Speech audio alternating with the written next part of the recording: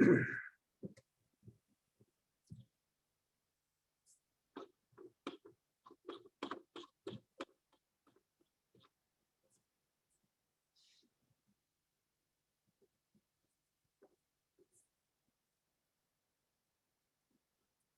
morning, everybody. Thank you for joining the ACA Small Business Bootcamp. We will get started here momentarily.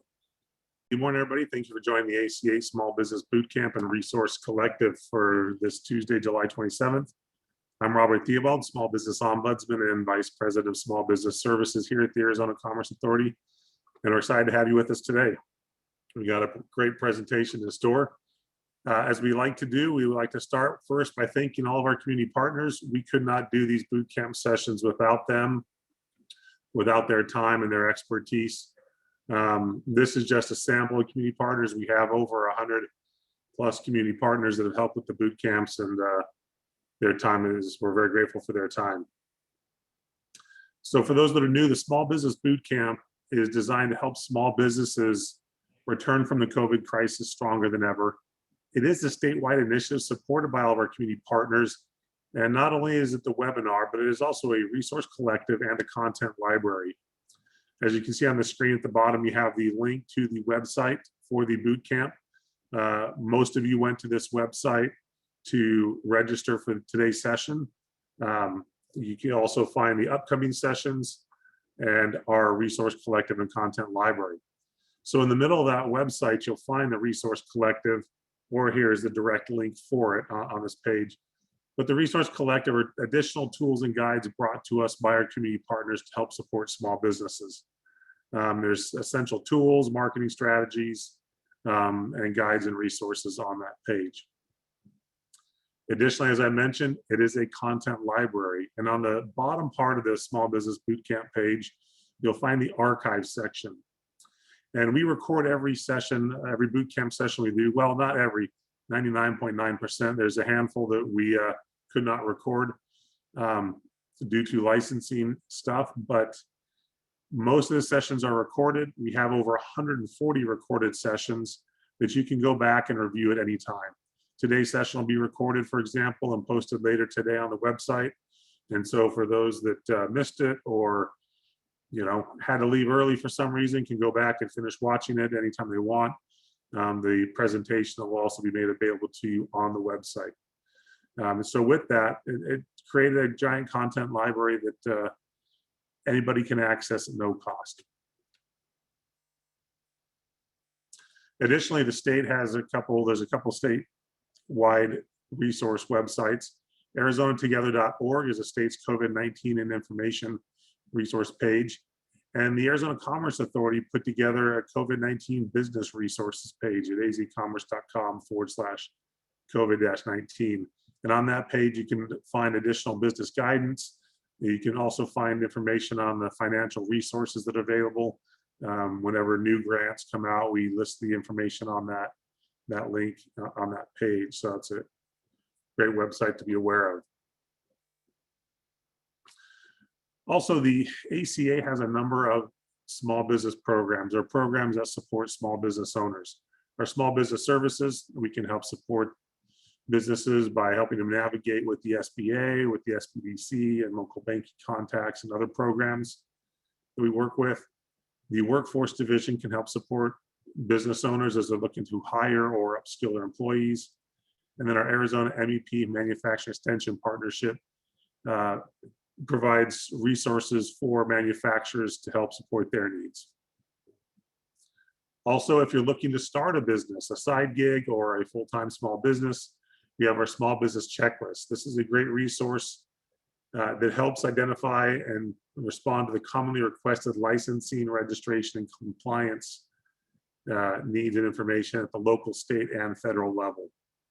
You can also find other great business information on this checklist. It includes all the incorporated cities and industries that you'll find throughout Arizona.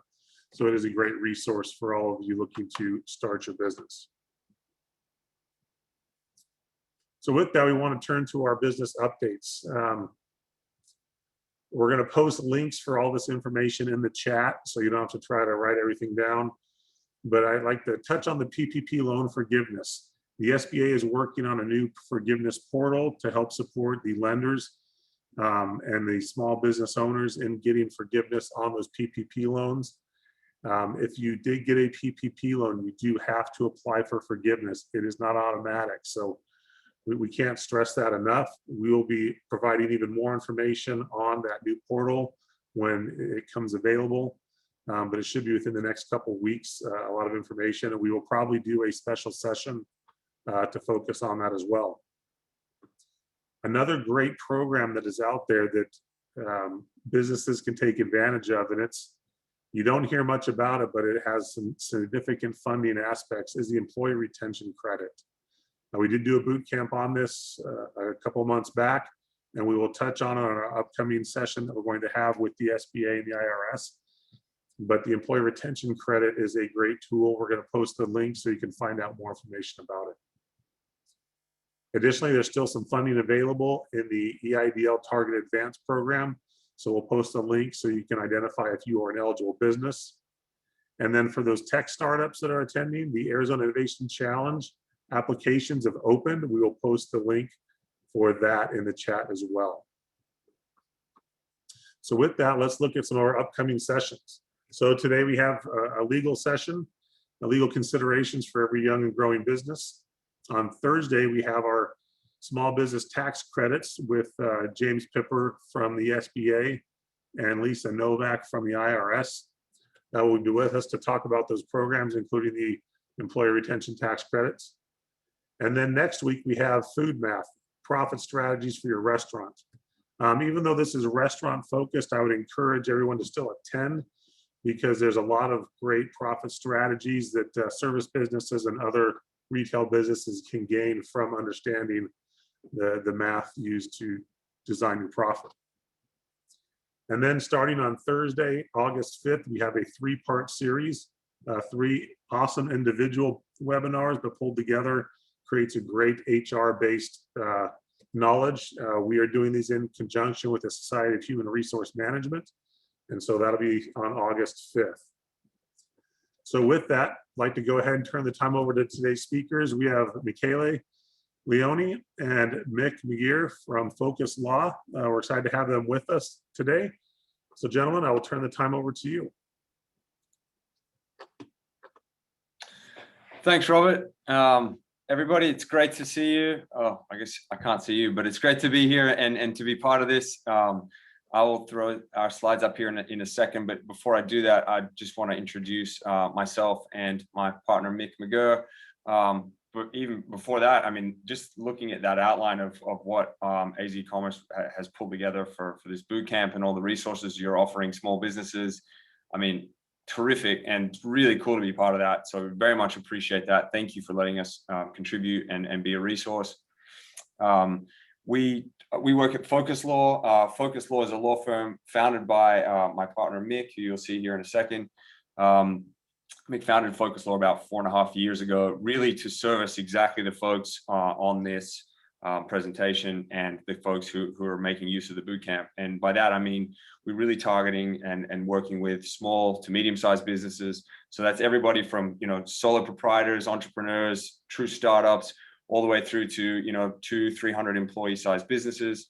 And we work with folks across a wide array of industries, but our focus is really to drill in there and sort of become their, inside legal counsel, but operating from the outside from a consultant basis. So we've had the good fortune of working with a ton of good companies here locally, and we'd love to be a resource for anybody who needs it.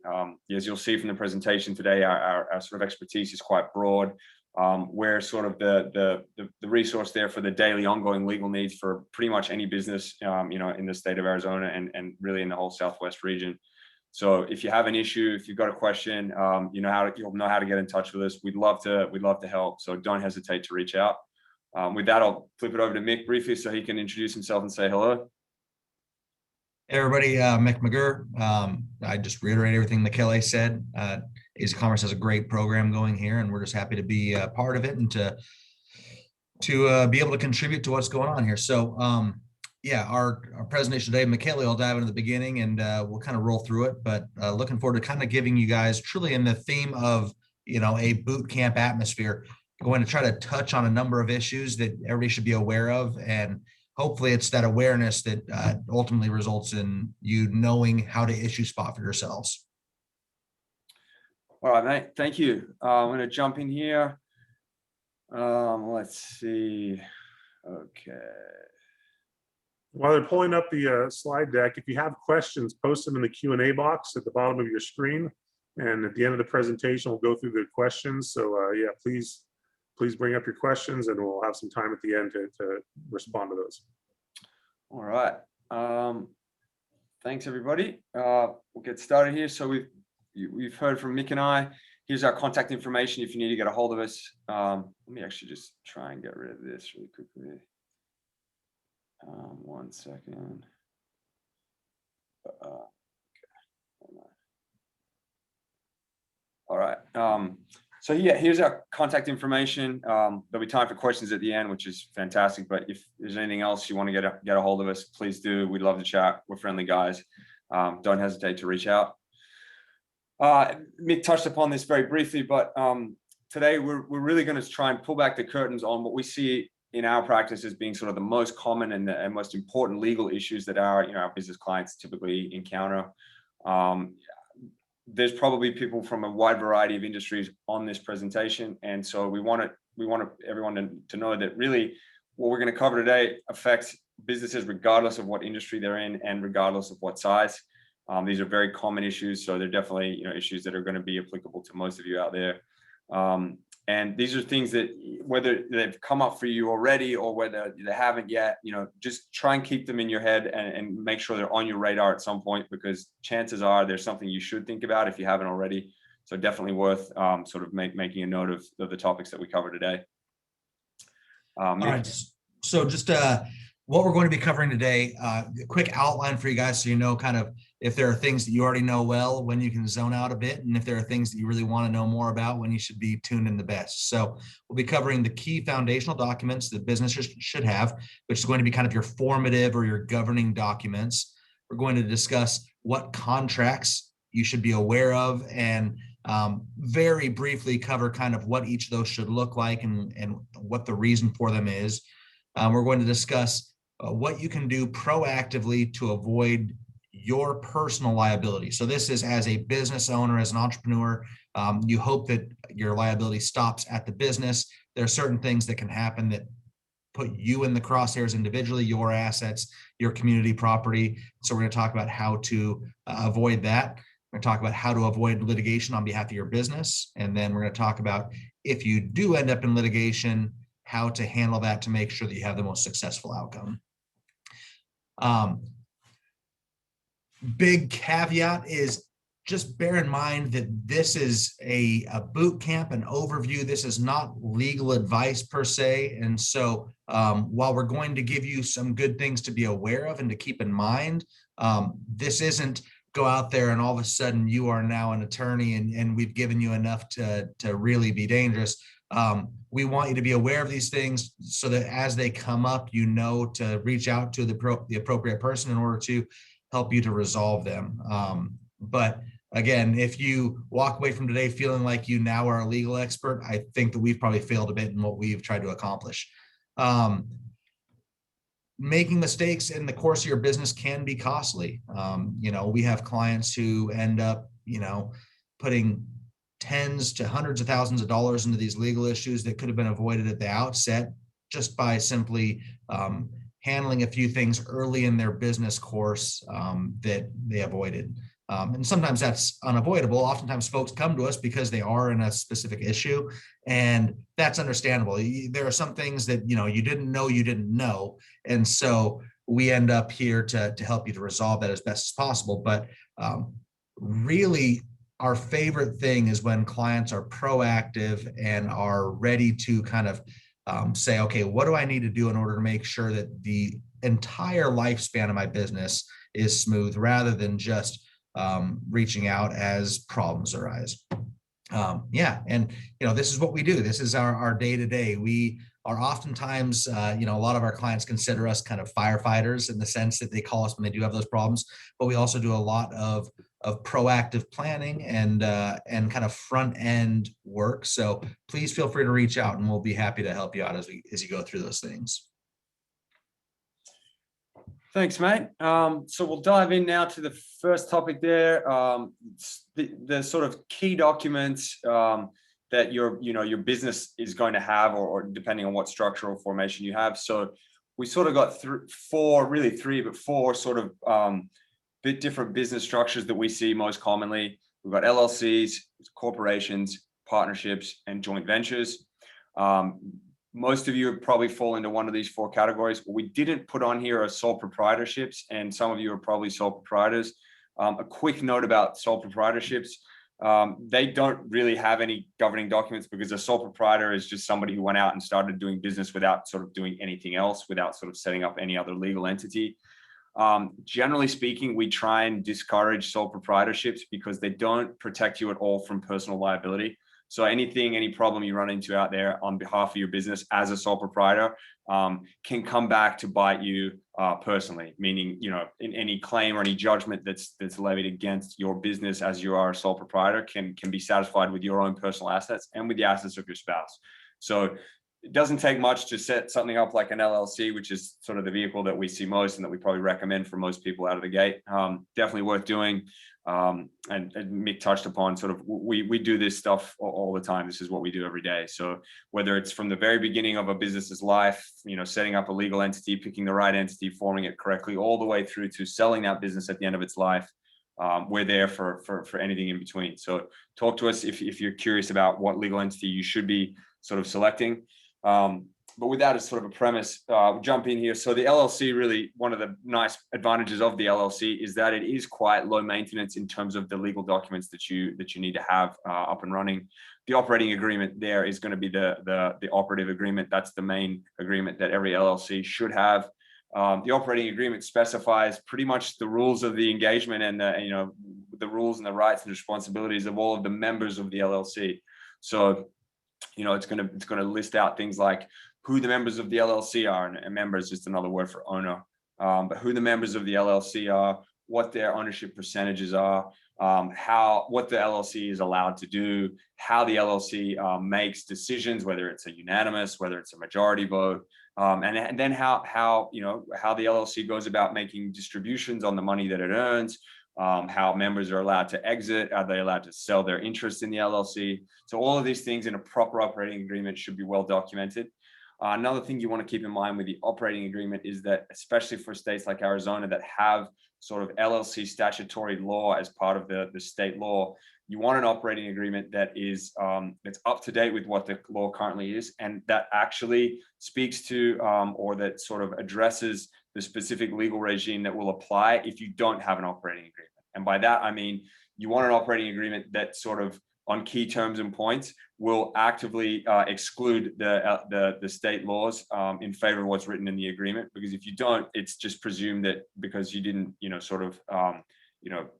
carve out anything against what's currently on the books at the state level, it's presumed that you've sort of opted into the LLC statute here in Arizona. So you want to make sure your operating agreement is very finely tuned for those points. If I can jump in and just add one comment there. Yeah, he's raising a great point, folks, that you want to make sure that you don't just fall in line with what your state statute requires. Arizona LLC Act has some really negative provisions for LLC members. One of the ones that we comment on most often is people would assume, okay, if I own 70% of an entity and you own 30%, I should have 70% voting rights and you'd have 30. But based upon what the LLC Act defaults to in Arizona, you would each have one vote. So those are the kind of things when people say, do I actually need an operating agreement? Is it required by law? No, it's not required by law, but we do strongly recommend it because there are certain things that you might assume apply and which actually don't, and that you can only get around by having a properly drafted operating agreement. Back to you, bud. Yeah, great point, mate. Thanks for jumping in. Yep. I second everything Mick said, and we've seen this in practice a number of times, so it's definitely something worth doing at the outset and doing properly. Corporations. So this is another common business type, and we typically see corporations a little bit more when it comes to businesses that are looking to maybe raise money, take on private investment, private equity, things like that. Corporations are a little bit more complicated in terms of their documentation and in terms of sort of registration and setting them up.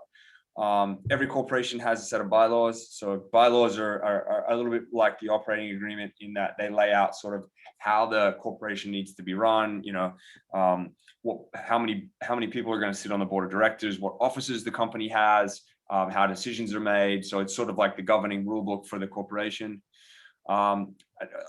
A number of corporations will also have a shareholder agreement. They're not mandatory, but they can, corporations will use shareholder agreements when there are specific agreements between the shareholders, especially the foundational shareholders to that corporation, that need to be documented. So, whether it's restrictions on transfer of stock, adding new members to, adding new sort of issuing new stock and then selling it to new shareholders. All these things are typically defined in a shareholder agreement.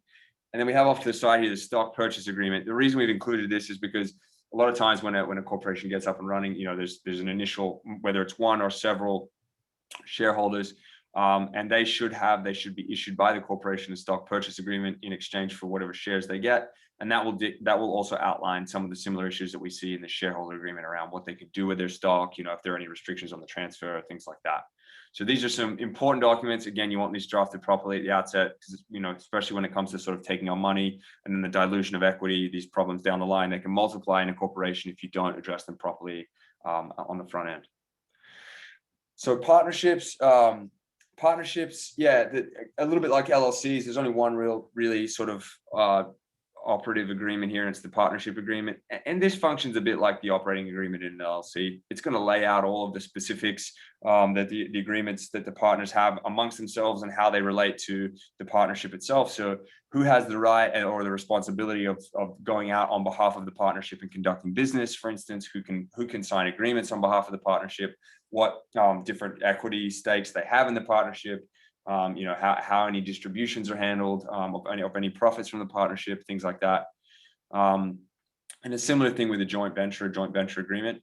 What sort of distinguishes partnerships and joint ventures from LLCs is the LLC gives you sort of a legal entity that you can hide behind for liability. It's a little bit neater of a situation to enter, and it's something that you can sort of sell or transfer as an asset a bit more easily than a partnership or your right to a joint venture. So it's not that we don't encourage partnerships and joint ventures. They're great. We just tend to sort of see LLC as maybe a better first step for a lot of businesses. And keep in mind that you can use LLCs as partners or joint venturers. So the LLC could be one of the partners in a partnership, and then that sort of allows you to take advantage of the partnership engagement, but with the liability protection of an LLC. So all of these things can be well documented, and you can really allow yourself total flexibility with most of the stuff here, as long as you sort of sit down and put it in writing properly. And we're here to help if that's of need for anybody out there. Yeah. Do you want to carry on, Michele, and keep going, and then I'll take the other side of the panel? Yeah, let's do that. That works. So sort of having looked at your classic foundational documents for the business itself, now we wanted to cover some of the essential contracts that we see that a business might enter into in the course of its life. And there's an infinite number of permutations to what this list could be. We try to pick the ones that we see the most commonly, and the ones that sort of cover a broad enough spectrum of business activity.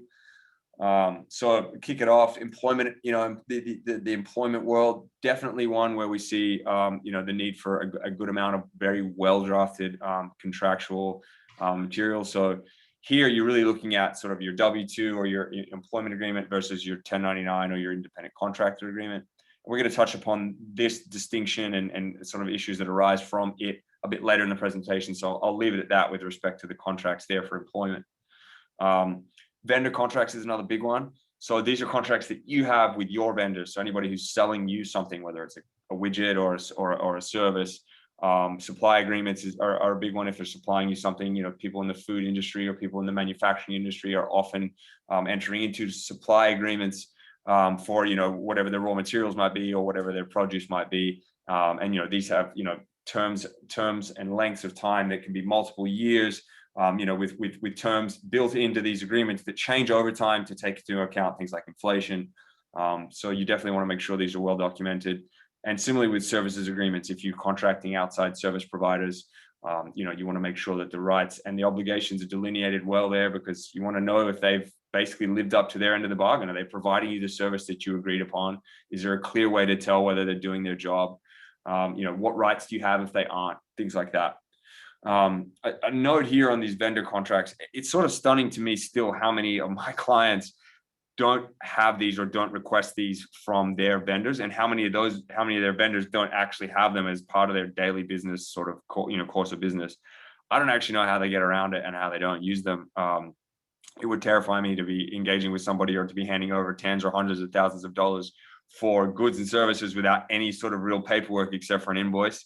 But that seems to be the way some folks do it. So don't be those folks. Definitely try and be proactive about this.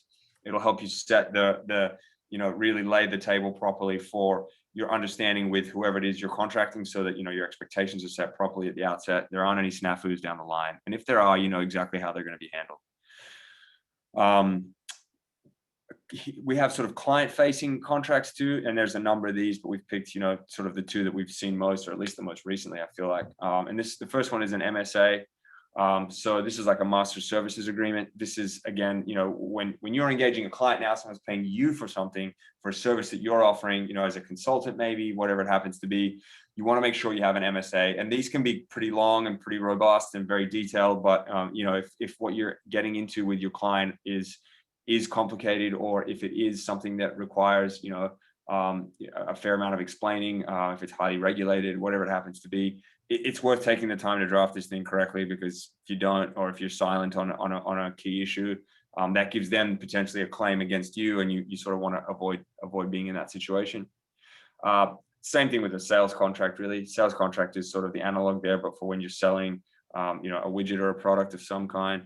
So your sales contracts, you want to make sure these things are rock solid, because especially as your business grows and you start selling into multiple jurisdictions, or you start selling much more product than you anticipated, different product, you change what you're offering. A lot of times people don't come back and revisit these contracts once they draft them the first time, and all of a sudden the terms you had in it 5 years ago don't apply anymore, because now your business is mushroomed, or you've pivoted into a different direction.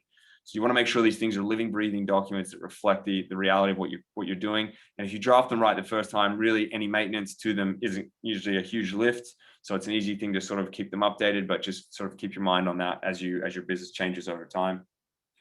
And then liability waivers. So these come in different forms, and they used in different contexts. But the idea is pretty straightforward, I think.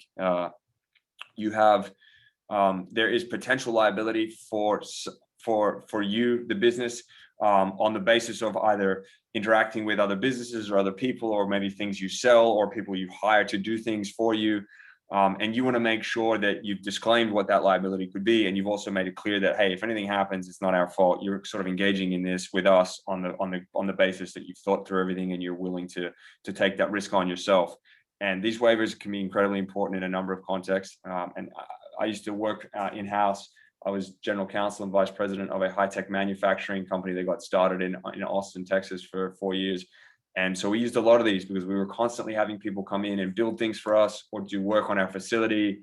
And so, each time some of those folks came in, we wanted to make sure that they knew that, that they were sort of agreeing to the fact that we wouldn't have any liability if they got hurt working for us, or if they did something shady. We wanted to be very clear about things like this. So this is definitely a category of document. The liability waiver. It doesn't need to be huge, doesn't need to be super complex or scary, but given what you can expose yourself to, it's certainly something that's worth putting in place when and where you need it. Absolutely. Just as we're talking about these things, I think of so many of my clients who, it's real, it's especially an older generation thing, but I find myself in the same boat occasionally, saying, oh, I'm more of a handshake kind of guy. And Michele brought up a good point. So many clients don't have these vendor contracts in place. Is a handshake good enough anymore? Well, sure, in Arizona, an oral contract is binding, but the problem that you run into is who actually remembers the exact terms of that oral contract, who remembers exactly what was required of the other, who remembers the term, all of those different things. And so as soon as you reduce that to writing, sure, it might seem a bit more formal and it might feel like you're getting away from, the good old boy feel of, yeah, handshake is good enough for me. Well, you'll be very grateful that you had these things documented when all of a sudden that handshake is contested in court and it's a kind of a battle of your word versus the other parties.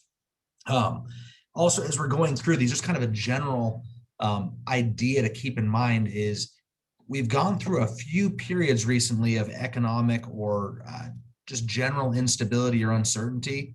With COVID, obviously, there was a lot of concern about whether or not the market was going to contract, severely, or also, if we think about different industries right now, where a number of industries, if you have construction, right now the prices of lumber, while they've subsided a bit recently, there's all these different things that are everything is a bit tenuous right now. And so as you're negotiating these different types of contracts, it's worth actually reading the contract itself and saying, okay, what are the terms? What's the length of this contract? What am I actually locking myself into?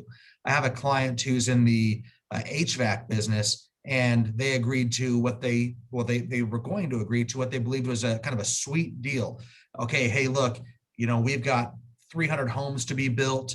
All of these are going to need, full HVAC setups. And so we'll lock in a price with you right now. This was the GC saying this. We'll lock in a price with you right now of X dollars for each house that you do an install on, including materials and service and everything else.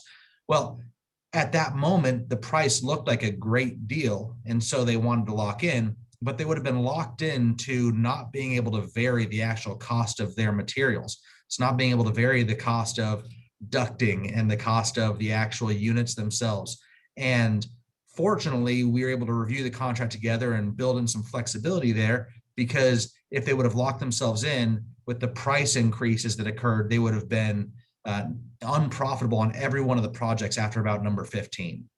Instead, because we're able to then adjust the pricing as it went along, we made sure that it was a deal that still worked for everybody. And it also required the developer to go back to the potential buyers and say, okay, we're also going to have some variance available in pricing based upon the instability. So as you're negotiating these things, keep in mind what instabilities your market might be facing. And maybe it means that you lock in a shorter term or a longer term, or maybe if you're on the other side of that, you want to lock in a lower price, fixed price that, even though it might seem a bit high right now, is beneficial in the long run. So keep those kind of things in mind.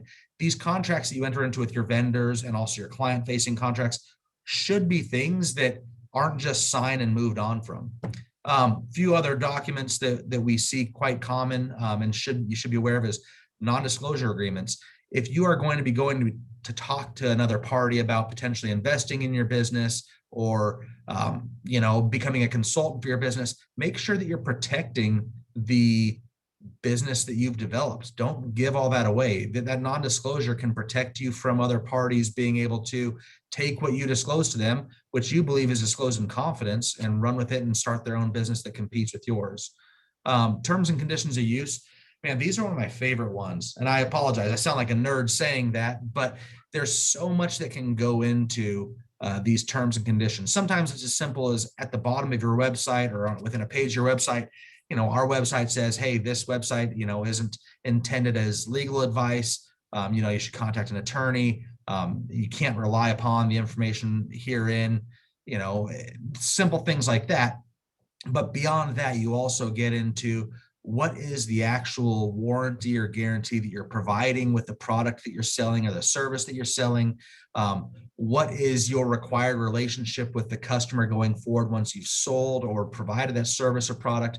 There's so much that can go into that you maybe don't think about on the front end, but the customer might be considering very heavily and might be relying upon one thing that maybe you said or alluded to. And if you don't have that reduced to specific terms, it can come back to bite you. Real estate, we represent a lot of folks in the real estate investment space, both lenders, borrowers, investors, kind of everything. And so, as I'm sure you're all encountering, there's a lot of things to sign related to real estate. as a startup, small business owner, growing business, as you move into a new property, you're going to be asked to sign a commercial lease. It's a good idea to have those reviewed. We probably review, at this point, I review probably a few a week. And oftentimes, remember, it's the property management company or the actual landlord itself that's drafting that. And so they're drafting it in the most favorable terms possible. And they're going into it kind of going back to some old school art of the deal ideas, saying, we're going to come in with the most ridiculous and beneficial terms for us possible. And so they expect that a few of the top items are going to come off. And if you're not reviewing it and seeing what's important in that, you might end up with some terms that even the landlord expected to not be applied in that situation. Finally, there's the whole world of finance. Simple agreements for future equity. If you're going through rounds of fundraising, oftentimes rather than actually getting equity on the front end, the investor will have a safe agreement in place that allows them to convert their loan into equity somewhere down the line. With a lot of different things, you're going to run into loan docs, loan agreements, whether it's the purchase of property or whether it's getting a line of credit for your business. There's so many things that you're going to run into. Oftentimes, the second that you start talking to a bank or a lender, you're going to run into some pretty dense documentation. So just be aware enough of what it is that you're looking at and say, okay, is this very simple, or is this maybe something that somebody should review to be able to identify those things? Remember, we review these things, all these contracts, on nearly a daily basis. And so with decades of experience, you kind of are better at diagnosing the problem at hand. A first day mechanic isn't going to be able to tell you what's wrong with your car just by looking at it, whereas somebody who's been doing it for 30 years might be able to say, you know what, the blue smoke means that there's oil sneaking past your rings, and so we need to re-ring the end. That experience kind of generates the ability to quickly identify issues. So what might have taken a long time or might have been difficult for you to identify might be a very quick and easy fix for somebody with that experience. Thanks, mate. I'm going to jump to the next slide if that's cool. Yeah.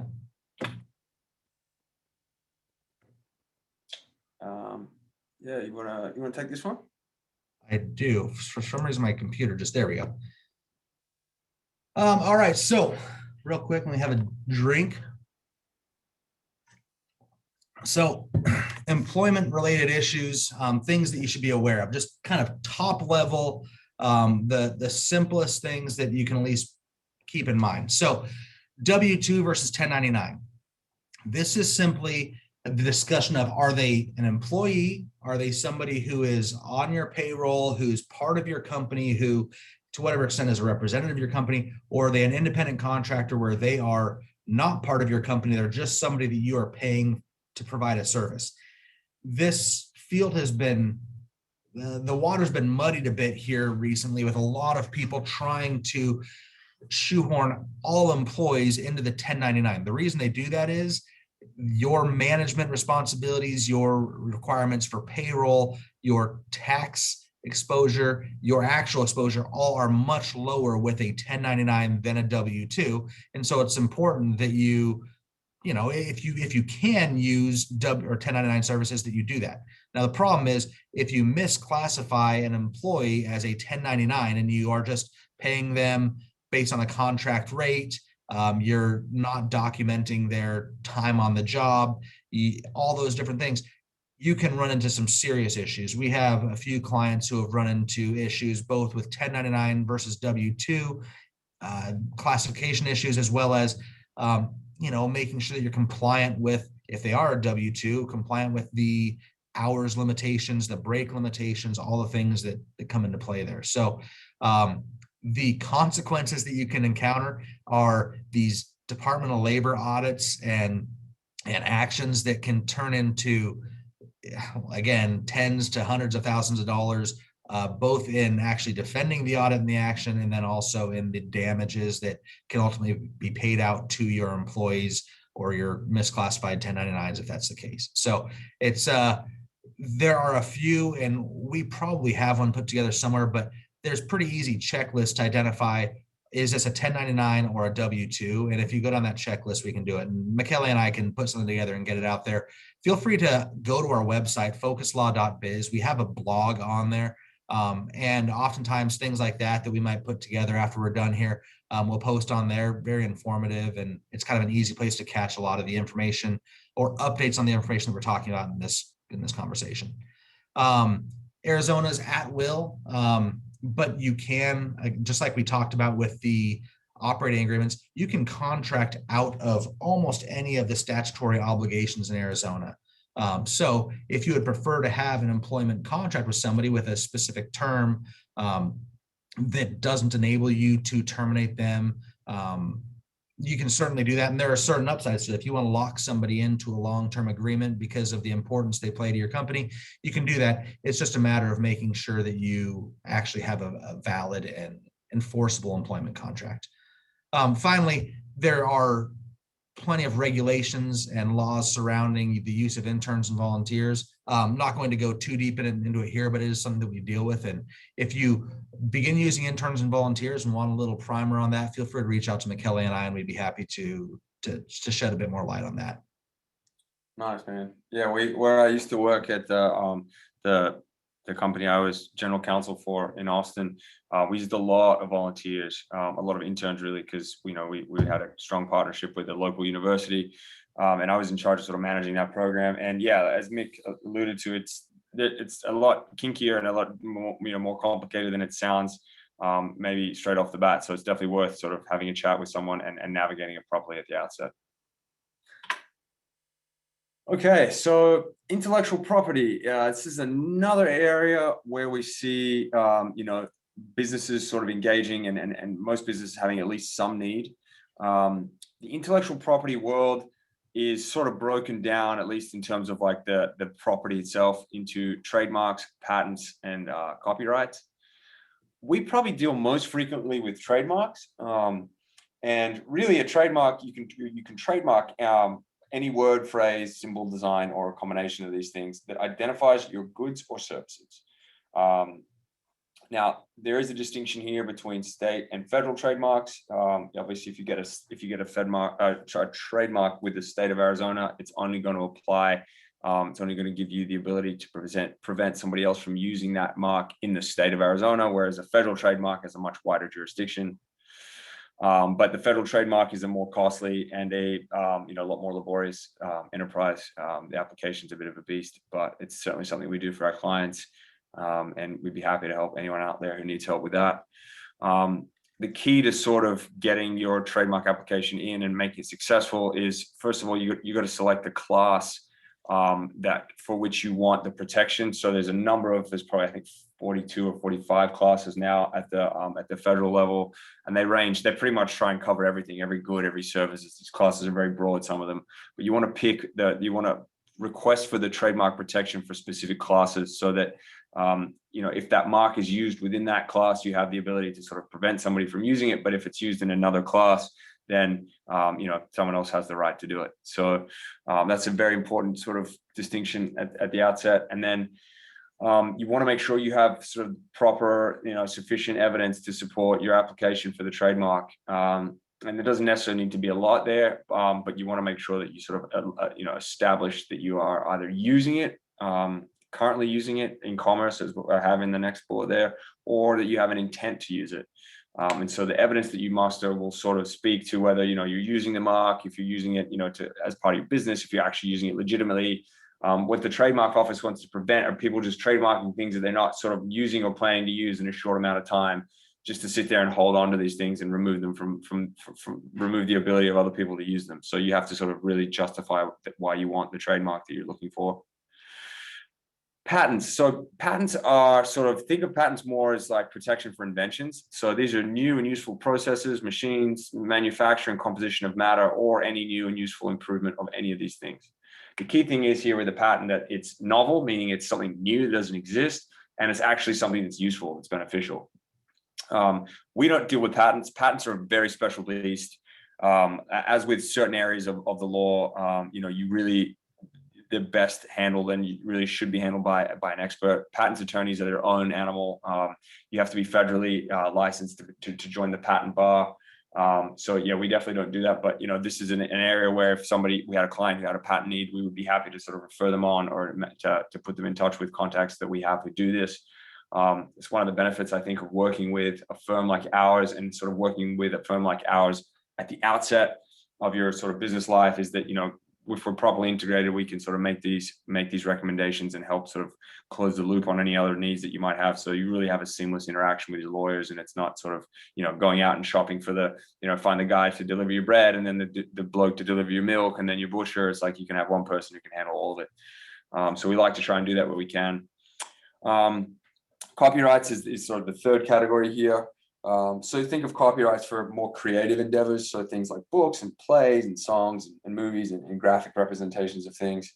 Mick's had a little bit more experience with copyrights than I have, but one interesting point about copyrights is that once you create the thing that you want to copyright, just the act of creating it sort of establishes your right to prevent somebody else from using it. Whereas with a patent and sometimes with a trademark, you need to go out and actually file for the protection there. So copyright is sort of presumptively applied to something once you sort of brought it into being.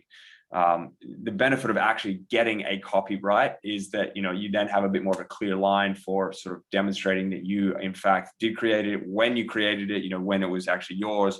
But yeah, so it works a little bit differently to the other two in that respect. Jumping over now to personal liability. Mick, you want to tackle this one, mate? Absolutely. So the conversation here is, you set up these business entities, a corporation or an LLC. An LLC, it's built into the name, right? A limited liability company. And the purpose of setting up those entities is to avoid your personal assets, your personal bank account, your homestead, your residence, your vehicles, your wages from your other employment. The purpose of those entities is to avoid creditors or claimants being able to get to your personal assets. That includes the assets of your spouse. So that's why you go through all the work of setting up an LLC, operating agreement, set up a corporation, going through all these hoops. And so we want to make sure that we avoid you ending up with being person on the hook. As long as you have everything in place with a limited liability company and you're not doing anything flagrantly wrong, then you're going to say the worst thing happened to your business. You lost everything. You have a number of outstanding lines of credit, and you just have to fold up shop. Well, in the perfect scenario, even though that business falls apart, your personal assets aren't on the hook. It's an important thing to consider when you're going through starting a business. So many people are afraid of losing everything. Well, you don't technically lose everything in that process. But there are some ways that you can, in fact, have your personal assets attached, and that's what we want to run through right now. First of all is having no entity. Like Michele talked about at the beginning, if you're a sole proprietor, guess what? There's no protection. There's no corporate or LLC veil there to stand between your assets and whatever creditors are coming after them. So having an entity is an important thing. If you go with the improper entity, if you say, hey, we want to start a partnership and the two partners in that partnership are just the members, you and your friend, well, they're still, any creditor or claimant is still going to be able to get right to your personal assets. So selecting the proper entity is absolutely necessary. The biggest area that you're going to see that you will have personal liability is personal guarantees. Anytime that you enter into a financial arrangement with most creditors, they're going to ask for a personal guarantee, especially early on in the course of your business. Now, if you're a $25-30 million a year business and it's a relatively small line of credit, it's easy to negotiate your way out of having a personal guarantee because it's clear that you're going to be able to hold up that line of credit. But if you're starting out in business, if you're entering into a commercial lease, they're going to look at your financials and say, yeah, we need to have you personally guarantee this. That personal guarantee is a separate document that you're going to sign that says, if the business can't pay whatever obligations arise from this contract, I agree to be personally liable for that debt.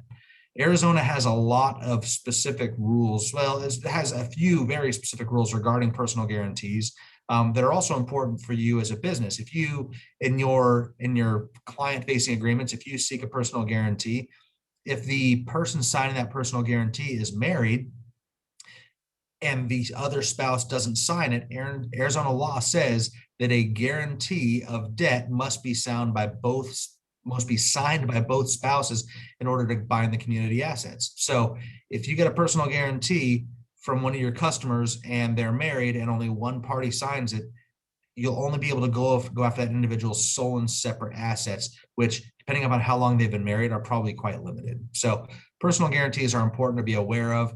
As you develop in your business life, it's likely that you'll be able to avoid personal guarantees on debts based upon the financials of your business, based upon the assets that exist. But early on, just be aware that for many debts that you'll be signing for, you'll also be signing a personal guarantee.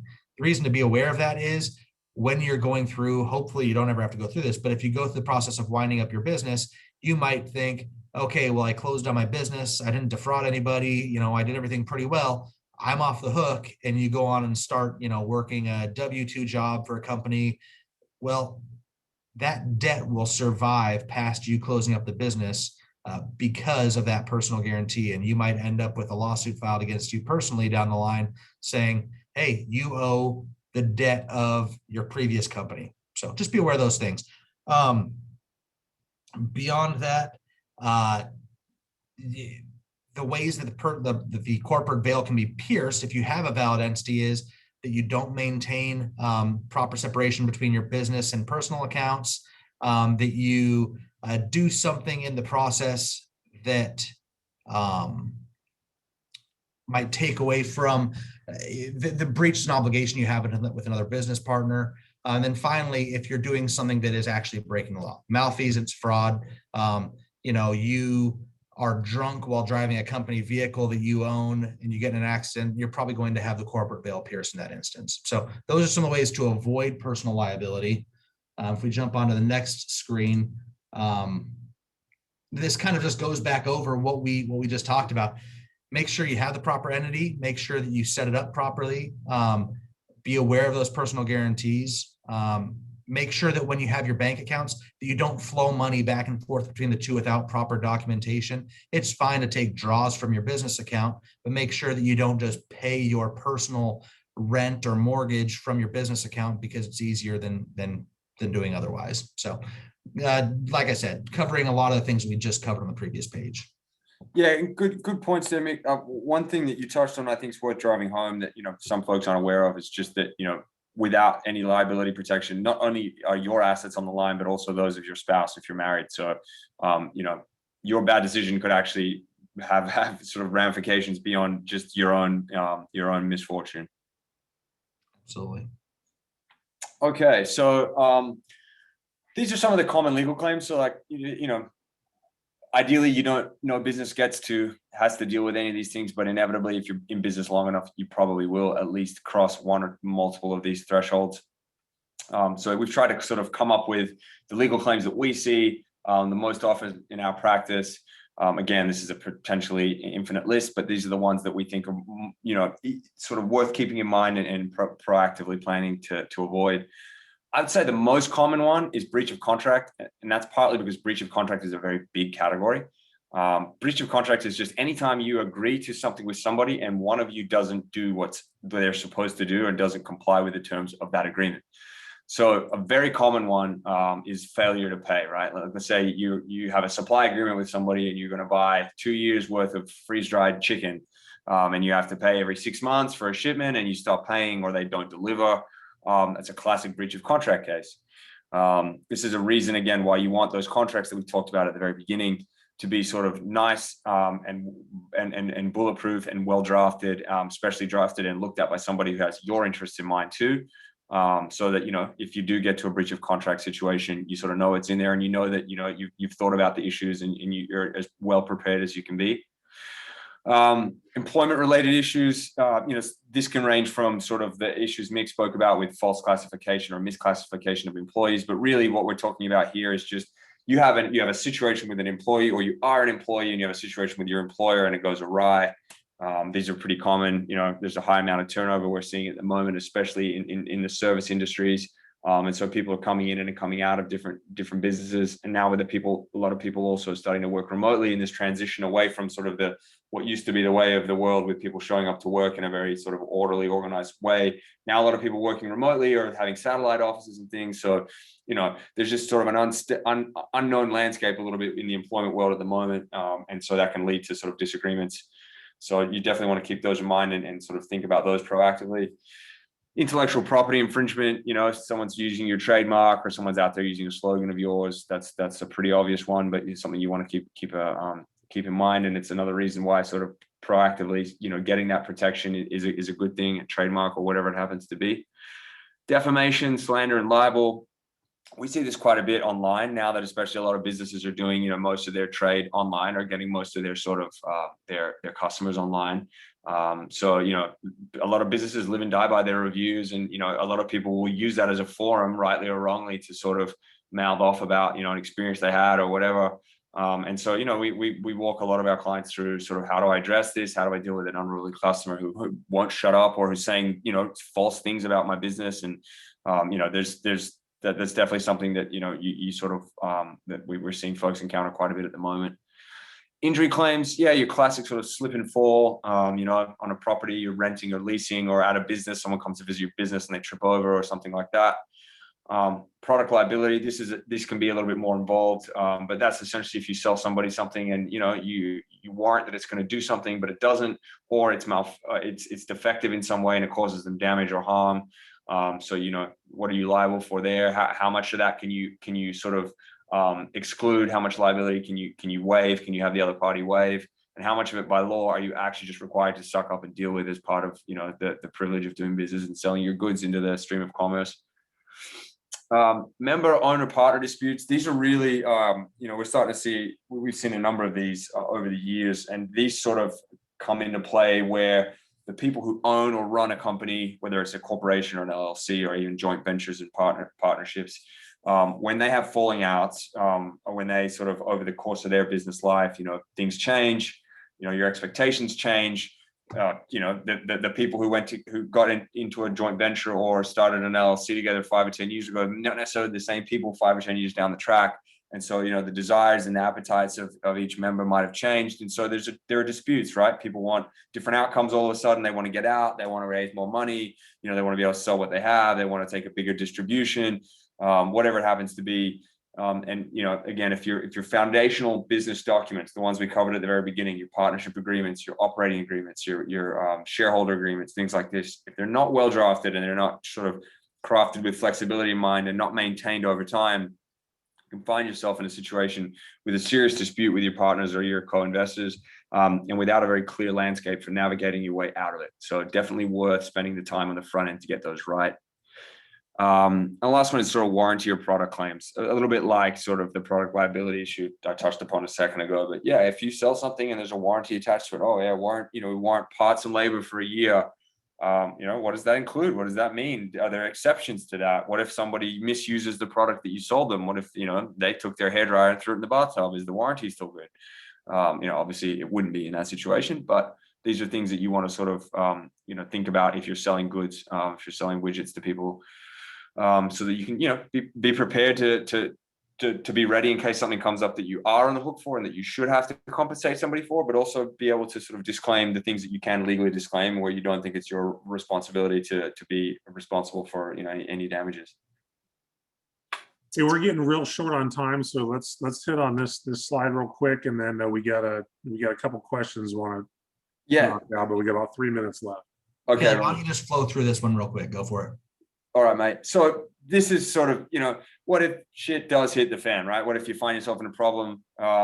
There's basically first step, keep your mouth shut, don't say anything, try and figure out the source of the problem and put a little ribbon around it, keep it discreet, figure out where the issue is coming from, and bring in a lawyer as soon as you can. I mean, that's not a plug for us necessarily, but the sooner you start speaking to somebody who knows what they're doing, the smaller the amount of damages you're likely to face down the road.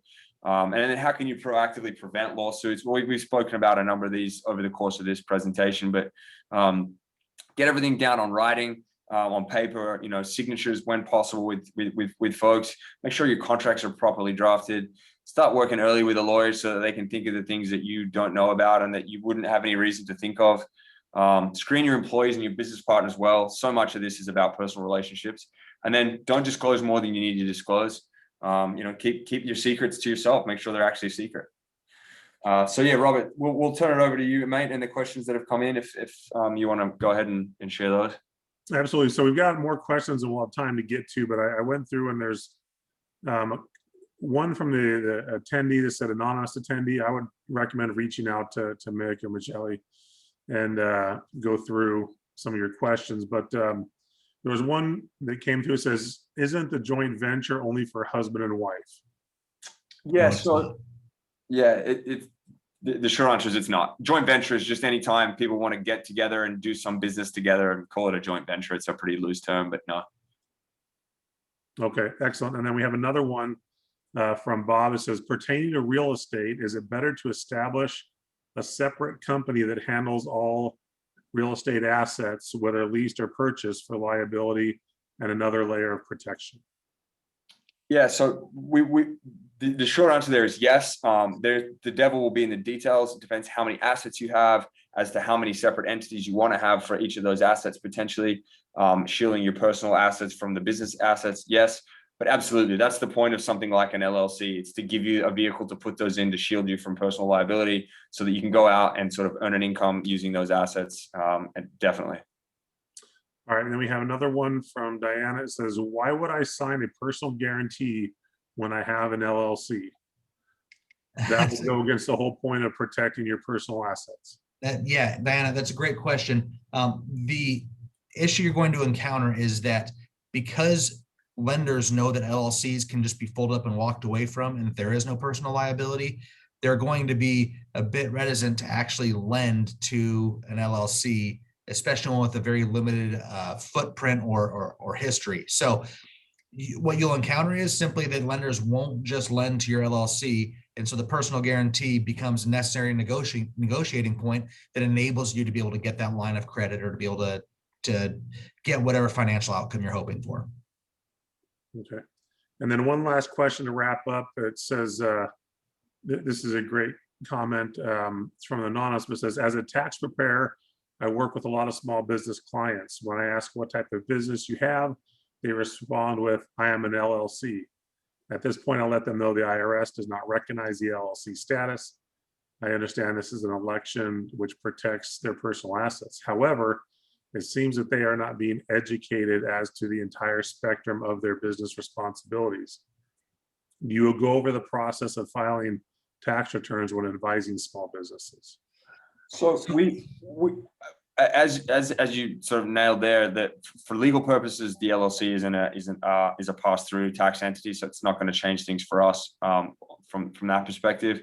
And I think Mick and I, will flag some of the big issues for folks, but we're not tax attorneys, so we don't wade too deeply into the minutia of how it's going to impact their tax lives or their tax lives as individuals. But as part of the Phocus Law is one of several companies within the Focus Companies umbrella, and one of those companies is Focus Tax and Accounting, and they handle these kinds of issues day in and day out. And so we would, if the need arose, we would comfortably hand them off to our colleagues just down the hall. And just to piggyback onto that, we do, as we're going through the process of setting up an LLC for somebody, we do go through the process of also obtaining the EIN, and at least educate them on the fact that the default here is going to be a disregarded entity, but that there may be some advantages to making an S Corp designation if they're going to have the parameters that are necessary to have that in place. So we do provide a middling level of advice, but again, we're not accountants or specific tax attorneys, and so if there are intense issues or questions there, we find a professional who's able to kind of address those specific issues. Excellent. Well, thank you, gentlemen. We need to go ahead and wrap up. We appreciate you for your time. All the attendees appreciate you for being with us and your great questions. So I apologize for not being able to get to all of them, but if you do have additional questions, please feel free to reach out to Phocus Law and ask them your questions, or any other lawyers you may know. I think the key with this is make sure that you are consulting a lawyer in key parts of your business so you don't get caught off guard. But as we wrap up, we want to remind everybody, join us Thursday morning at 9 a.m. for our next session over those tax credits that are available to everybody. Until then, have a great day and we'll see you soon. Thank you. Thank you very much.